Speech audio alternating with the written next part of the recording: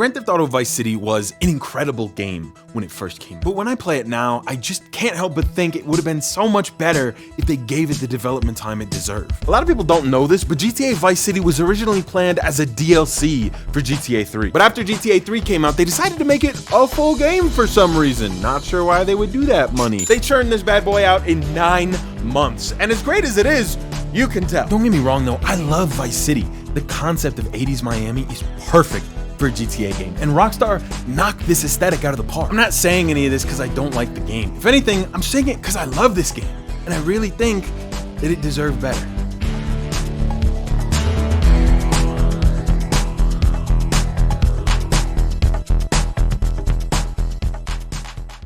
In this game, you play as Tommy Vercetti, who was just released from prison after 15 years and sent here by the Liberty City Mafia to oversee a deal. But when that deal goes south, he's left with nothing and has to explain to his boss, Sonny, why he lost all of his money.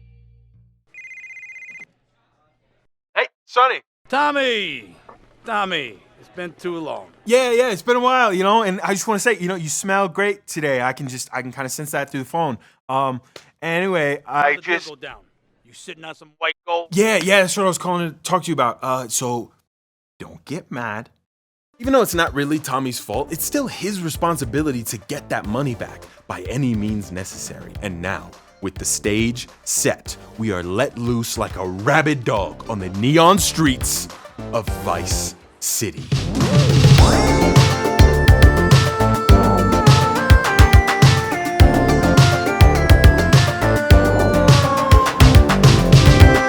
It's hard to deny how incredible this vibe is. Cruising down Ocean Drive in a classic sports car, palm trees whizzing by, listening to that iconic radio, just looking up at the neon lights. It's so perfect for a Grand Theft Auto game. The studio president, Sam Houser, called the 80s the grooviest era of crime, where it didn't even feel like it was crime. And if that doesn't encapsulate a goddamn Grand Theft Auto game, I don't know what does. And somehow, through some kind of anti-aging Paul Rudd magic, it still looks absolutely incredible. Sure, the graphics are dated, yes, the lighting is dated, but it was all so stylized at the time that even now, it is such a pleasure to look at. Just like Paul Rudd. He gotta be drinking the blood of the innocent or something. I don't know what he's doing. Tommy's only contact in Vice City and only hope of finding who set him up is a lawyer named Ken Rosenberg.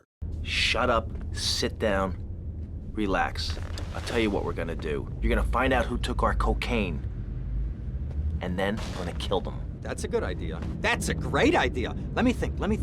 Oh, there's this retired colonel, Colonel Juan Garcia Cortez. He's the one that helped me set up this deal well away from Vice City's established thugs, okay? He's holding his party out in the bay on his expensive yacht, and all of Vice City's big players are gonna be there, okay? I have an invite. Of course I have an invite. But there's no way that I'm going out there, sticking my head out the door. No way, I not gonna told you, happen. shut up. I'll go myself. Whoa. A lot of the characters in this game were inspired by various pieces of 80s media, and Ken Rosenberg is definitely one of them. Now, the main inspirations were Carlito's Way, Goodfellas, Miami Vice, and of course, Scarface. Throughout the game, we'll see a lot of this influence on the story, characters, and even some pretty cool Easter eggs, like this one right back here, that I'm not gonna show you until later. Guess you gotta watch the whole video. Look at you, you're curious. The General's having a yacht party that we've got a way into, but there's only one catch. We can't show up in this.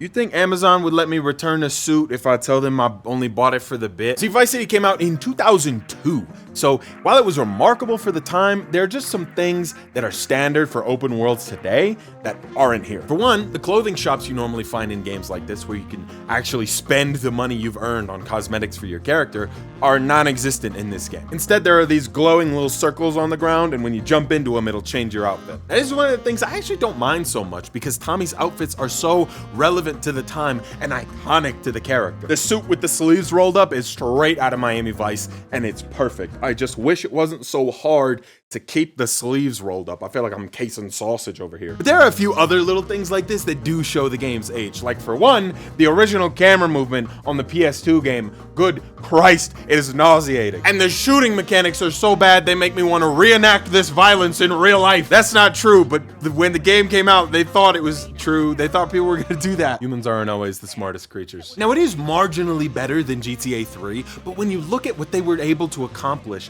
with GTA San Andreas just 2 years later, it pales in comparison. I may be biased though. I love San Andreas with all my heart. And the saddest part is, Vice City actually had an opportunity to be modernized with the definitive edition that came out in 2021. But instead of Rockstar using the $8 billion they made from GTA 5 to make something that was actually decent, do this game justice for once, we got this. The most half-hearted Pixar AI filter of a remaster I've ever seen in my entire life. They had such an amazing opportunity to take these beloved classics, the games that built the foundation for their current success, and revitalize them, give them the love that they deserve. Instead, they just took the original game, tweaked the controls to be semi-usable, and slapped a new coat of paint on that thing. My biggest nitpick is that this game says it uses Unreal Engine 4, which is an incredible engine capable of a lot of great stuff. But this game does not use Unreal Engine. The graphics use Unreal Engine. Under the hood, this is still the same old game, just the graphics specifically are running through Unreal Engine, which is something that can work. It's been proven by the Oblivion remake that recently came out, and it's so good. I just don't know why Oblivion's so good and this one's so bad. Imagine all that work just for your game to look more like the Family Guy video game than the originals it's based on. Come on, bro. We might as well put Lois in the game, then it's a 10 out of 10. Now, the definitive edition is better than when it first came out. They've done some updates to the lighting and the textures, and this might be crazy to say, but with all of its flaws, I still do think this is the best way to play GTA Vice City. However, that does not mean it's good. It's just the best of a bad situation that could have been easily fixed by just giving a damn. I will say visually, I still prefer the look of the PC version. It's just the gameplay mechanics and the camera movement, the shooting, all of it is absolutely miserable. Now, the craziest part in all of this is that there was actually a group of people who actually care about Vice City who all got together and made a mod called the Next Gen Edition, basically porting all of Vice City, all of its missions, everything into GTA 4's engine. It loses a little bit of that Vice City feel, but it's still so impressive and way more effort than even Rockstar cares to give to one of its beloved classics. On this yacht, there are a couple figures that will be relevant later on in the game, but the only one that matters right now is the general. We don't get too much information out of him now. It's more just establishing that relationship and the fact that we're both looking for who jacked the deal. It's not until we learn about a slimy little freak named Kent Paul that we get a lead. Rosenberg tells us we can find Kent in a club called the Malibu, so that's where we'll go. You Kent Paul? I'm a friend of Rosenberg's. Listen to me. I'm missing 20 keys and a lot of cash. Drugs, mate? It's a mug's game. What do you know about it? Oi, well, what I was coming to was, there's some chef come trumpet shifter who deals at kitchen of a hotel on Ocean Drive. He's been looking real pleased with himself lately. You could go and check him out. I will. And I'll be seeing you around. I love how they took into account the party and substance culture of Miami in the 80s. It just feels so authentic. Obviously though, I was not alive at this time. I was not a twinkle in the eye of my papa, so I can't really attest to that firsthand, but I guess what I mean is it feels very thoroughly researched and crafted with a genuine appreciation for the culture of this time. There is one thing I can attest to firsthand though, and that is just the state of Florida overall. I'm a Florida man through and through. Yeah, I might not live there anymore, but you can take the man out of Florida. Can't take the Florida out of the man. Give me a gator, I'll wrestle him. Tap out. Come on, tap out. Tap out, you ain't got nothing. I'm gonna crack a Bud Light with your teeth.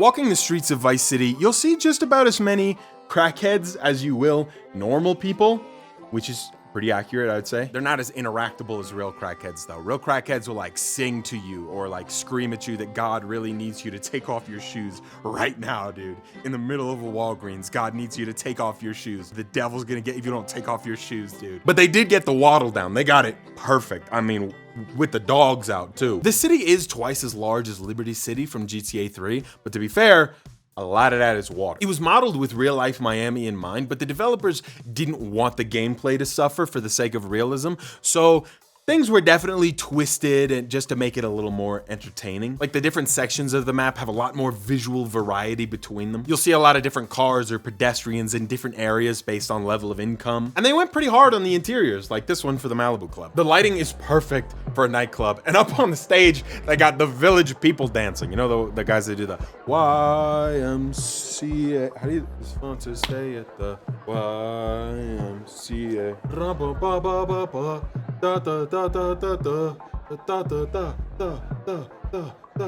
A lot of this game is just drive over here and then talk to a person who will tell you to drive over there. I mean, at least for the first little while, it's just a bunch of this. Over time, though, it does become more about the missions themselves. It's still a huge improvement over GTA 3 in terms of narrative. With a 9-month development time, we didn't actually get to see too many improvements, but the major one here is that the protagonist actually talks. Claude in GTA 3 never said a goddamn word, but for Tommy Vercetti, they got Ray Liotta from Goodfellas to voice him. The entire cast is actually pretty star-studded. There's a lot of famous people here. I'm not gonna name them all. You recognize any of these people? They're in the game. Hey, what you looking at? You better start talking. Hey, make me, you prick. You're all idiots down here!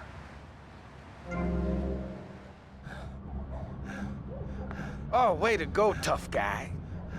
Beat him to a pulp. That should make him real chatty. You want some too? Hey, chill. I want what you want, brother. Oh, yeah? This is another prominent character in Vice City named Lance Vance. His brother was actually the guy who died at the beginning of the game. And he was also the protagonist of the PSP spin-off GTA Vice City Stories, which I've never played before, but I've heard is pretty good. Lance saves our life from an angry mob of chefs that's coming to chop us up with a butcher knife. And then he takes us to the Ammunition, GTA's premium gun store. You're listening to 103 The Gunch. Ammunition. Sorry, I don't know why I did that. A cool little fact about Ammunition is they originally gave all the guns in the store names, but due to copyright reasons, there's copyright laws on guns, they had to change them all to very generic names. That's not the only copyright problem they had either. This game is full of licensed music, and probably the most iconic song from it is Billie Jean by Michael Jackson. Well, Billie Jean and multiple other songs had to be removed from any subsequent re-releases of the game because they couldn't maintain the copyright, which I think is kind of crazy. I feel like Billie Jean is so iconic and mentally linked to this game for me that it just doesn't feel right. Well, now we have the lead that Diaz, the guy who was talking to the general on the boat, is the guy who stole the merchandise. There's actually a little hint to that on the boat where he says, "Barbarians at the gate." I think we are the barbarian. But we don't really have a way to get at him just yet. So in the meantime, we've got a couple jobs to do. We gotta go do a favor for the mob by intimidating some jurors. Hey, man, my car! Leave my damn car alone, man!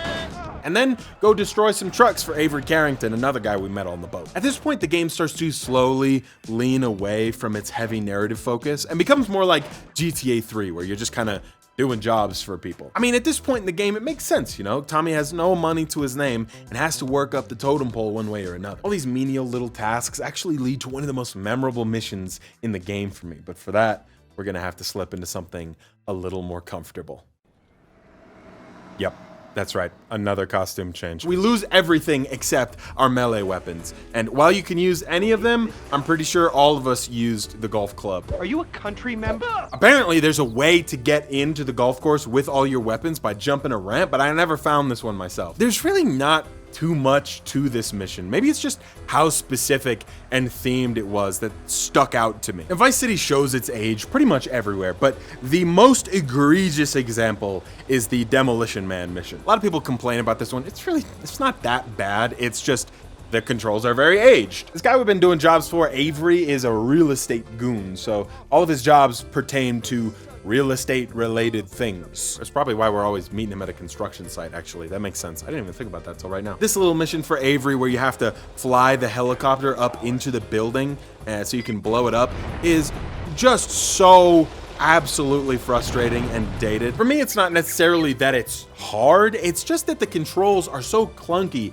and bullshit that it makes the whole thing so tedious. Anytime I replay this game, I always dread doing this mission. The story rarely actually matters when going to do these missions. It's more just an excuse to put the missions in the game. You think I can take this off now? I'm gonna take this off now. It's weird because I'll excuse the flaws of Vice City for just being a product of its time. But not only did San Andreas fix all of those flaws, only 2 years later, it went above and beyond, adding in so much more. Vice City is conceptually amazing. I would even say it's the best setting and story setup in the entire series. Except Chinatown Wars, but the world ain't ready for that conversation. I love Tommy Vercetti, and I love this era of Miami, but I don't love the fact that these ideas were only given $5 million and 9 months of development time. I mean, goddamn, you can't even swim in the beach game. Vice City has the most water in any GTA map. There are multiple boat missions, and yet, if you fall into the water, you die. I've read online that they wanted to add swimming, but just didn't have the time, and that sucks. Why didn't they have the time? You know, I think as much as GTA Vice City is fun and a classic, it very much deserved better. This concept, this story, it deserved the love and care that San Andreas got. I think what rubs me so bad about the definitive edition is that they had another chance to make it right, and yet you did the same thing again, rushing something out the door long before it's done. I have plenty more thoughts on this, but it's mostly in regards to what happens later in the story, which at this point, the story's still pretty good. It stays on a very strong track. After doing some odd jobs, eventually we meet up with Lance again. Another little fun fact for you, Lance was actually voiced by Philip Michael Thomas, the actor who played Tubbs in Miami Vice, and that is just cool. It's at this point he reveals it was his brother who died in the deal gone wrong, and he wants to work with Tommy now to get revenge. Although first they gotta find a way in, so they actually do a job protecting Diaz in a deal of his own that goes wrong, and Diaz is so impressed with them both that he starts hiring them to do things for him. That gang place is a fortress at ground level. So Quentin here, Quentin! He'll fly you over the area. Eradicate them! Diaz is where a lot of the Scarface influence comes into play, but there's really influence of Scarface on this entire game. Like the story of Tommy Vercetti coming to Miami after a long stint in prison and working his way up the drug underworld. Not to mention the Diaz mansion is like a recreation of Tony Montana's mansion in that movie. I know you've been waiting for it. There's also an Easter egg here in this motel room where if you go into the bathroom, you can find blood all over the place as an homage to the chainsaw scene from Scarface. Grand Theft Auto has always been this weird kind of reflection of American culture. It's like staring into a funhouse mirror that makes you feel a little bad about yourself, but then you go down the slide and you get some cotton candy, you're having a good time again. It's not like for developing this game, they could go back to the 80s and see what it was really like then. So the bulk of their research would have had to have been on media from that time, or reflecting that time. Having only seen a handful of the media that they're referencing, I would say they do a pretty good job of portraying the vibe of the era and creating their own twist on the ideas they pulled from. But the 80s wasn't just famous for long hair and bisexual lighting. There's a lot more going on back then, and one of the big ones was action movies. Some of the most iconic franchises we still know today came from this era. Predator, Die Hard, Rambo, Terminator, Top Gun, Lethal Weapon, RoboCop. The list is as long as it is muscular and hairy. I wouldn't say we see a lot of that in Vice City. It's definitely more a crime drama focused period piece, but there's still definitely some elements of that present here, especially in the next couple missions we do for Diaz. Like one of them is a chase over rooftops hunting down someone that Diaz said betrayed him. He jumps through exploding barrels, so that's one action movie box check, and then he jumps in a dune buggy for a shootout on the road, which is I think like 2 or 3 more boxes checked. We don't actually take him down here either. We just see where he goes and then report back to Diaz. And only then do we show up in a helicopter shooting a minigun out the side. That's like 75 more boxes checked. I've checked all of them. It's not that fun because the mechanics are half-baked, but it's cool conceptually, just like the whole game. I'm sorry. Diaz begins to trust us a bit more and keeps calling us in for jobs. What I love about this character is how much personality they were able to give him in such little screen time. Every time we show up to him, he's doing some other crazy shit. That's so pleased with yourselves now, huh? He's clearly batshit insane with power, similar to Tony Montana at the end of Scarface. And remember, he's the one who ripped off the deal in the beginning. So technically for Tommy, this would kind of be getting two birds stoned at once. You know, you kill him and you get revenge, but you also get the keys to the castle. And in the beginning of the game, I really thought it was Sonny who had set Tommy up as a way to keep him under his thumb. Because when you call him, he has like the drugs and the money all sitting out on the table. But I did what I always do when I don't know what I'm talking about, and I go on Reddit to steal someone else's opinion. And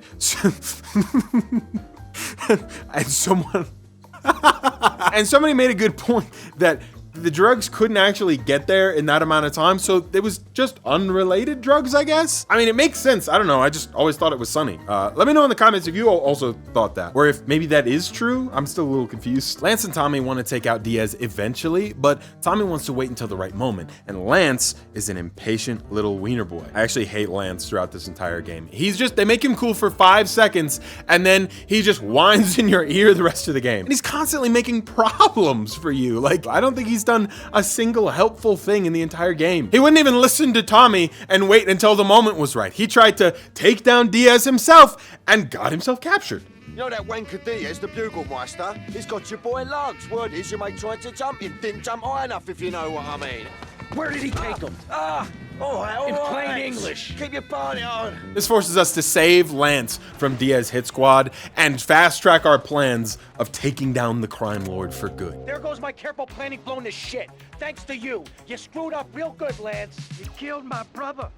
What do you expect me to do, mow his lawn? We infiltrate his mansion through the back and mow down his great deal of goons, working our way up to him. How does anybody get this many goons? Diaz walks out like Tony Montana with a machine gun, but he's no match for Lance and Tommy. And with a single bullet, Vice City is ours. Say goodnight, Mr. Diaz. It's a pretty quick rise to the top. I mean, all of this only took about 2 hours of gameplay. And in my opinion, it would have been so much better if they took everything we just experienced and spread it out a little bit, maybe over like a 10 to 12 hour game. And not in a padding it out kind of way either, you know, just maybe actually exploring all the ideas they've presented. Because I mean, this whole taking over Vice City's criminal underworld thing wasn't something I as a player felt like I earned in any way. And then when everybody started celebrating, I was just confused, kind of like, that was it? That was all it took? I don't know, to me it just kind of felt way too easy. And I would have been okay with it if the rest of the game was as strong as that first 2 hours, but it's definitely not. We have a couple of jobs to do to maintain control, like extort the local businesses and keep our employees in line. What's the problem? Some bars refusing to pay. They reckon they're protected by a local gang of thugs. But don't worry, Tommy. I can handle it. You call this handling it? You two, off your asses. Let's go. And after you do those, then you do the side missions. That's what you do next. You do the side missions next. I'll give them this. There's some pretty cool side missions in the game. I want to run through them real quick. They're not necessary, but again, they are cool. I actually only recorded them on the definitive edition though, so if you're wondering why the footage is switching, that's why. So another big thing in the 80s was hair bands. People would line up for miles just to see a Draugr from Skyrim with long hair and eyeliner perform Fus Ro Da at the devil. And for Vice City, they made sure to capture that. Instead of adding on to their star-studded cast by bringing in a real band, they created a band for the game.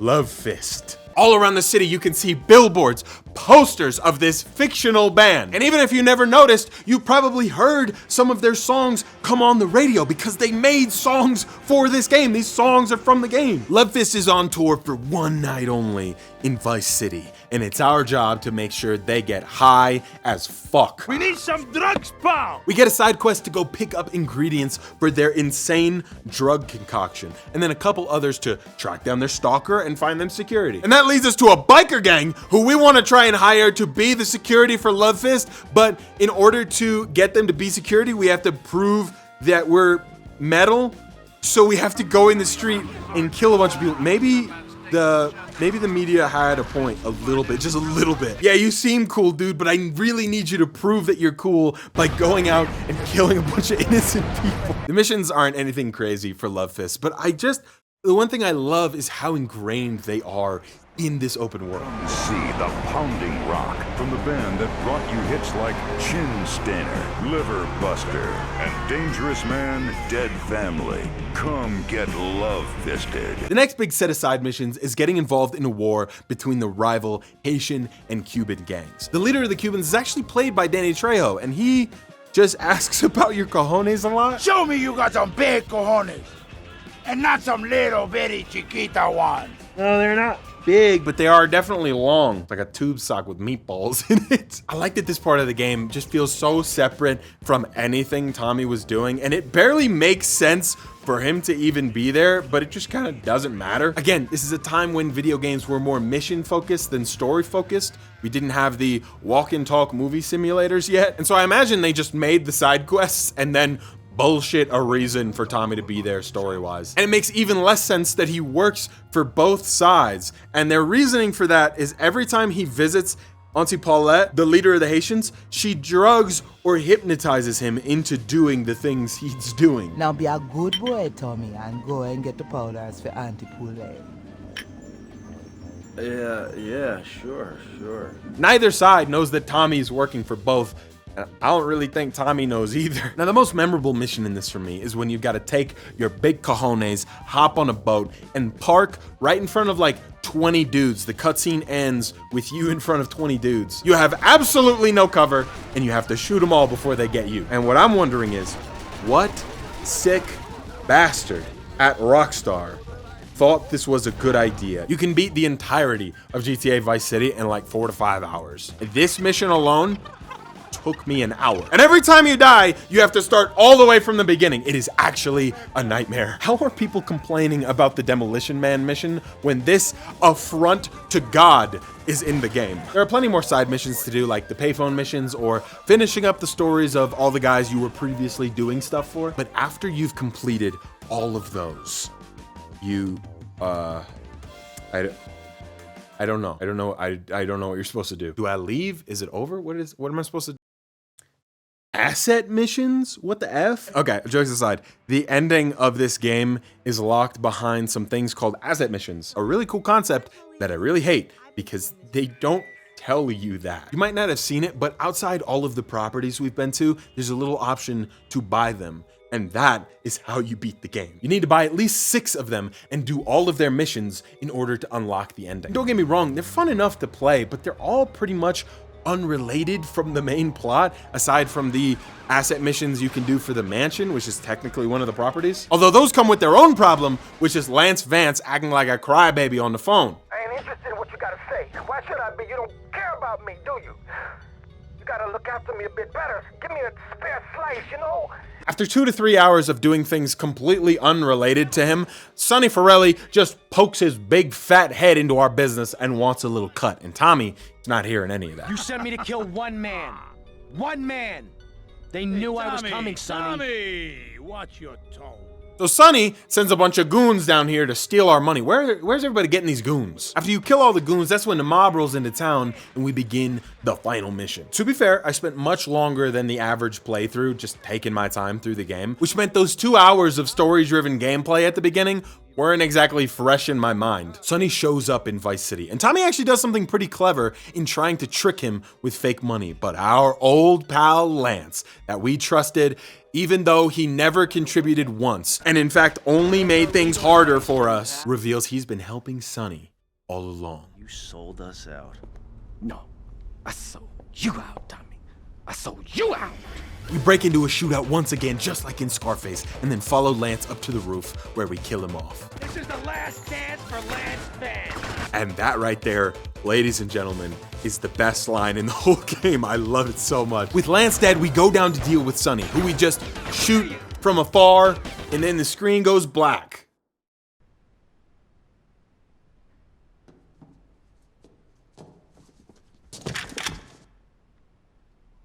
Tommy? Oh my God, Tommy, what happened? What does it look like? That stupid prick Lance. Tommy, I never liked that guy, okay? He's neurotic, he's insecure, he's self-centered. The guy's an asshole. I'm glad you took him out. I don't think we're gonna be getting any more heat from up north either. Because there ain't no up north anymore. Wait, does that mean what I think it means? Tommy, baby! What do you think it means? That we're in charge. I mean that you're in charge. Oh, Tommy! You know, Ken, I think this could be the beginning of a beautiful business relationship. After all, you're a conniving, backstabbing two-bit thief, and I'm a convicted psychotic killer and drug dealer. I know. Ain't it just beautiful?